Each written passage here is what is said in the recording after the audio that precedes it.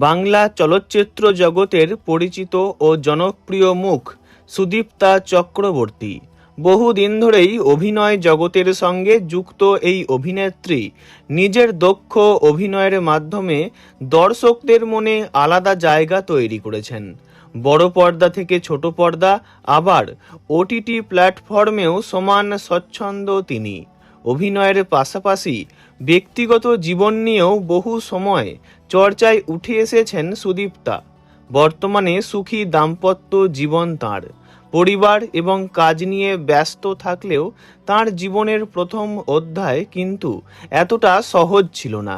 প্রথম দাম্পত্য জীবনে সুখী হননি তিনি, হয়েছিল বিবাহ বিচ্ছেদ। জানা যায়, অভিনয় জীবনের শুরুতেই টলিউডে কাজ করতে গিয়ে অভিনেতা রাজেশ শর্মার সঙ্গে পরিচয় হয়েছিল সুদীপ্তার। রাজেশ শর্মাও টলিউডের জনপ্রিয় অভিনেতা।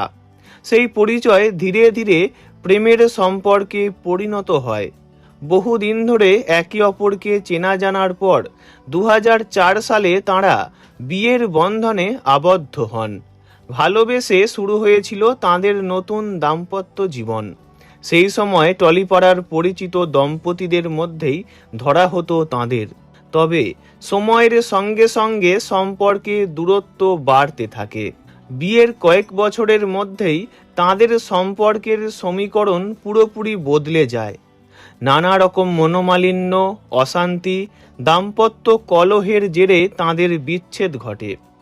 শেষ পর্যন্ত 2009-এ আইনিভাবে বিচ্ছেদের পথ বেছে নেন সুদীপ্তা ও রাজেশ। অর্থাৎ মাত্র বছর 4-5 মধ্যেই তাঁদের দাম্পত্য জীবনের ইতি ঘটে। জানা যায়, ব্যক্তিগত বহু কারণের জেরেই এই সম্পর্ক ভেঙে গিয়েছিল।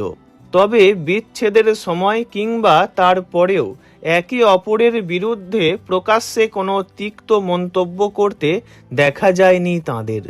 ব্যক্তিগত সম্পর্কের অবসান হলেও সৌজন্য ও পারস্পরিক সম্মান বজায় রেখেছিলেন দুজনেই। দাম্পত্য ভেঙে যাওয়ার পর দুজনেই নিজেদের জীবন ও কাজ নিয়ে এগিয়ে যান।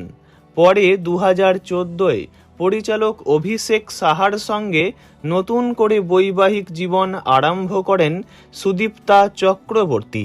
বর্তমানে তাঁদের একটি কন্যা সন্তান রয়েছে। পরিবার, মাতৃত্ব আর অভিনয় সবকিছুই সমানভাবে সামলাচ্ছেন তিনি।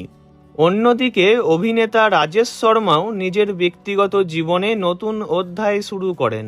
2011-এ তিনি সঙ্গীতা শর্মাকে বিয়ে করেন। বর্তমানে দুজনেই নিজেদের পরিবার এবং পেশাগত জীবন নিয়ে ভালো আছেন।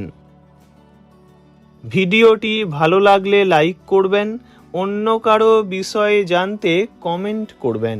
আর এমনই সব ভিডিও পেতে চ্যানেলটি অবশ্যই সাবস্ক্রাইব করবেন। ধন্যবাদ।